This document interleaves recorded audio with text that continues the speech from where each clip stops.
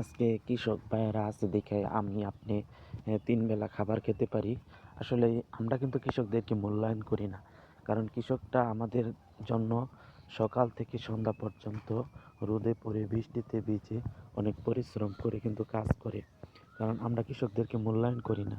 আমাদের দেশে আসলে যেকোনো একটা খাতে আপনি যাবেন, যদি শোনে যে ছেলে কি করে বা ছেলের বাপে বা যেকোনো একটা কাজের জন্য যাবেন, যদি শোনে যে কৃষিকাজ করে তাহলে কিন্তু এত মূল্যায়ন করা হয় না। আসলে আমাদের বাংলাদেশ কৃষিপ্রধান দেশ। আমি মনে করি এদেশে কৃষক আছে বিধায় আমি আপনি বেঁচে আছি। আমার আপনার ৩ বেলা খাবার জোটে। আসলে আমাদের উচিত কৃষকদেরকে মূল্যায়ন করা। কারণ কৃষক আছে বিধায় আমি আপনি বেঁচে আছি এখনো। তা আমাদের এই দেশ কৃষিপ্রধান দেশ। আমাদের মন মানসিকতা থেকে এই জিনিসটা বেরিয়ে আসতে হবে এবং কি আমাদের সবারই কৃষকদেরকে যারা কৃষিকাজ করে তাদেরকে মূল্যায়ন করা উচিত।